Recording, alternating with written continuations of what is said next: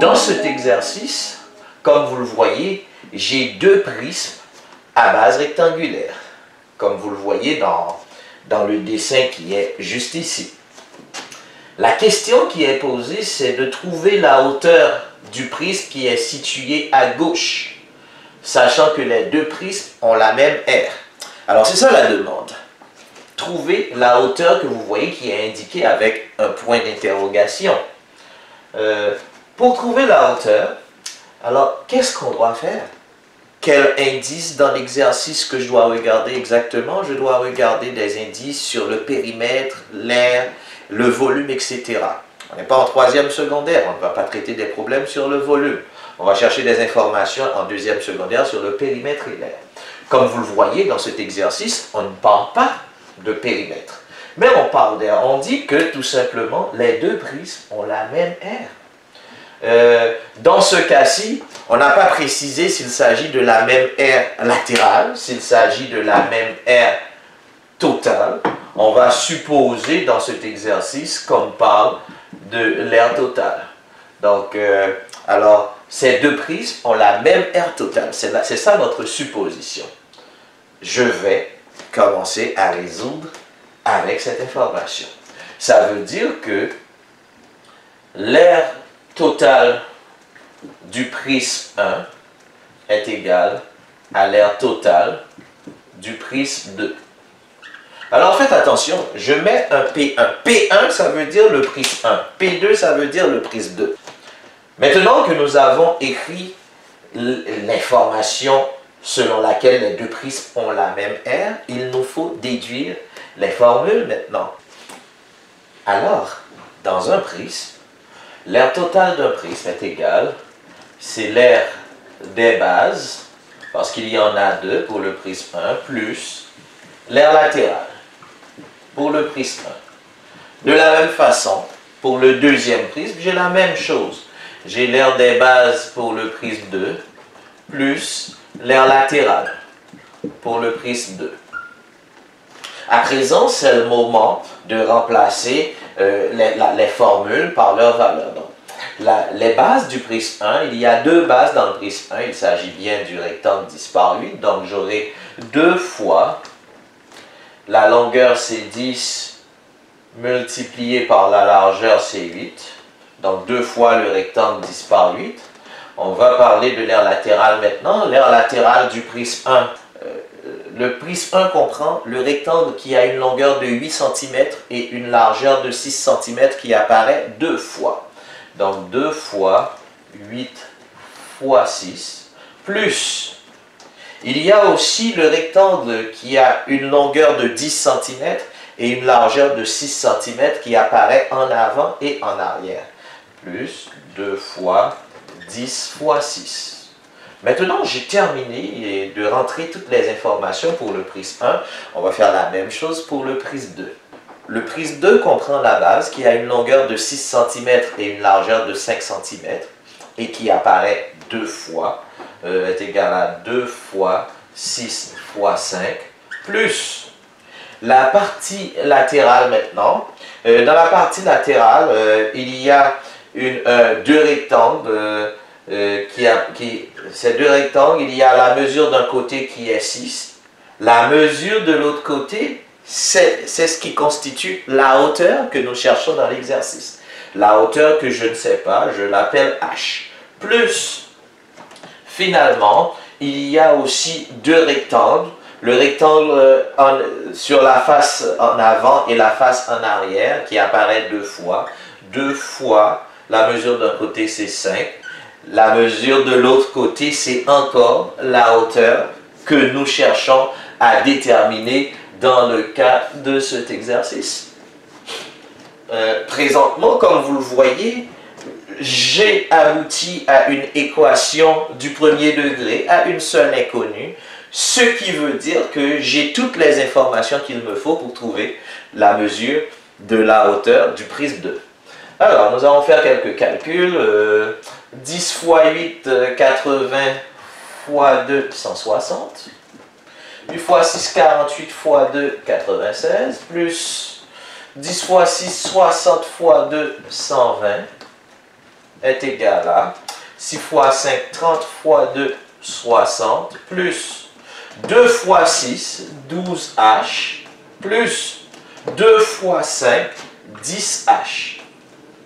Comme vous le voyez, la résolution devient beaucoup plus simple. Il ne reste qu'à encore faire des calculs. J'ai une équation, je vais réduire le membre de gauche. Alors 160 plus 120, ça me donne 280. 280 plus 96 est égal à 376 est égal à 60 plus l'addition des termes semblables, 12H plus 10H est égal à 22H. Arrivé ici pour trouver la valeur de H, donc je vais procéder par opération inverse, étant donné que ici j'ai une addition. Je vais prendre moins 60 à droite, je fais la même chose à gauche, moins 60 à gauche, ce qui me donne exactement 316 est égal à 22H. Pour trouver la valeur de H finalement, je vais diviser par 22 à droite, donc je divise par 22 à gauche, donc la réponse me donne H, ça me fait 1H. H est égal à 316 que je vais diviser par 22. Et la réponse de cette division va être égale à 14,36 périodique. Donc pour la 14,36 périodique, si on veut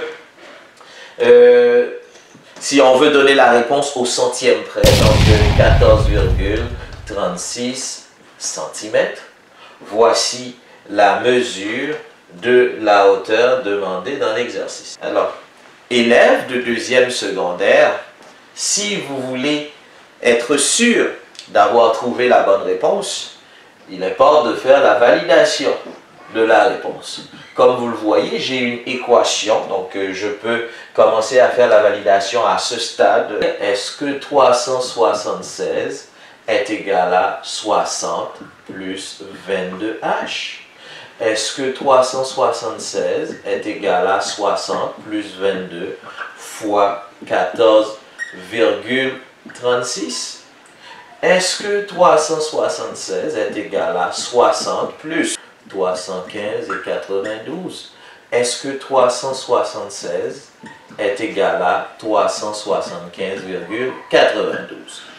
Arrivé ici, il y a quelque chose de spécial. Il y a certains élèves qui peuvent dire, mais 376 n'est pas égal à 375,92. Et ceci est vrai. La raison pour laquelle nous arrivons à une valeur à droite qui n'est pas égale à la valeur à gauche, c'est parce que la réponse que nous avons choisie pour la hauteur est en fait une réponse qui a été arrondie. La vraie valeur de la hauteur, c'est 14,36 périodique. Ça veut dire 36 est répété une quantité infinie de fois. Donc, étant donné que la valeur est une valeur approximative, c'est la raison pour laquelle nous avons ce décalage. Cependant, à l'unité près, les deux valeurs sont égales. Nous allons résoudre à présent ce deuxième exercice. C'est encore un exercice sur l'égalité des aires en lien avec les mesures manquantes. Quelle est la hauteur du prisme, sachant que le prisme dans cette figure a la même aire totale que la pyramide que vous voyez qui est à gauche, ici. Pour répondre à cette question, on va utiliser la même stratégie qu'on a utilisée tantôt. On me dit que les deux figures ont la même aire totale. Je vais commencer avec cette information sur les aires totales des deux figures. Donc, étant donné que les deux figures ont la même aire totale, je vais écrire l'aire totale. Je vais écrire de préférence l'aire totale de la pyramide est égale à l'aire totale du prisme. C'est le moment maintenant de développer la formule de l'aire totale de la pyramide. L'aire totale de la pyramide va être égale à l'aire de la base de la pyramide, il n'y en a qu'une base, plus l'aire d'une base, plus l'aire latérale. L'aire totale du prisme, ça va être égal l'aire des bases, il y en a deux, plus l'aire latérale du prisme.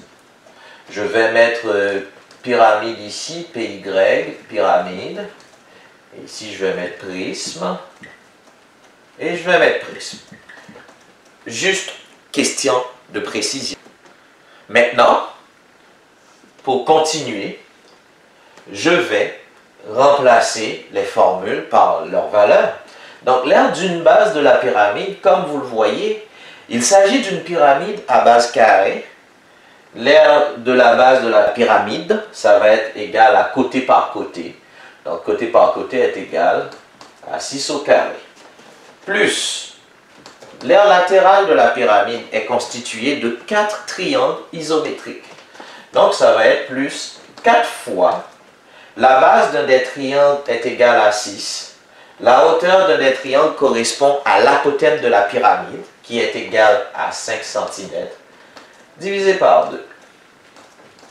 Du côté de la pyramide, j'ai fini d'écrire tout ce qui est nécessaire. Maintenant, je passe à l'information pour les bases du prisme. Le prisme en question est un prisme à base rectangulaire. On va considérer le rectangle ayant 6 cm de longueur et 4 cm de largeur comme étant la base de ce prisme. Donc cette base apparaît 2 fois 6 fois 4, plus l'aire latérale du prisme. N'oublions pas, il ne s'agit pas d'un prisme régulier, parce que le rectangle qui se trouve à la base n'est pas un polygone régulier. C'est la raison pour laquelle les 4 rectangles qui se trouvent sur la partie latérale ne sont pas des rectangles isométriques. L'aire latérale du prisme est constituée par le rectangle 4 fois la hauteur qui apparaît 2 fois, 2 fois 4 fois la hauteur du rectangle, plus le rectangle 6 fois la hauteur qui apparaît 2 fois en avant et en arrière, 2 fois 6 fois la hauteur du rectangle. Nous allons maintenant continuer avec cette démarche. 6 au carré est égal à 36, plus 6 fois 5, 30, fois 4 est égal à 120 divisé par 2 est égal à 60, est égal à 2 fois 6, 12 fois 4, 48, plus 2 fois 4, 8H, plus 2 fois 6, 12H. Alors, maintenant, 36 plus 60 est égal à 96, est égal à 48, plus 20H. 8H plus 12H est égal à 20H. Alors maintenant, comme vous le voyez, je suis passé d'un système quand même assez complexe à un système simple qui n'est en fait que la résolution d'une équation. Et maintenant, nous allons juste appliquer les règles de résolution d'une équation à une inconnue pour résoudre cette équation. En raisonnant selon la méthode de la balance, je vais prendre moins 48 à droite, moins 48 à gauche, ce qui va me donner 48 est égal à 20H. Pour trouver finalement la valeur de H, je vais diviser par 20 à droite, je divise par 20 à gauche. Et finalement, ça me donne H est égal à 2,4 cm. Donc voici la valeur recherchée pour la hauteur du prisme. En termes de validation, si on veut valider, on peut commencer la validation ici.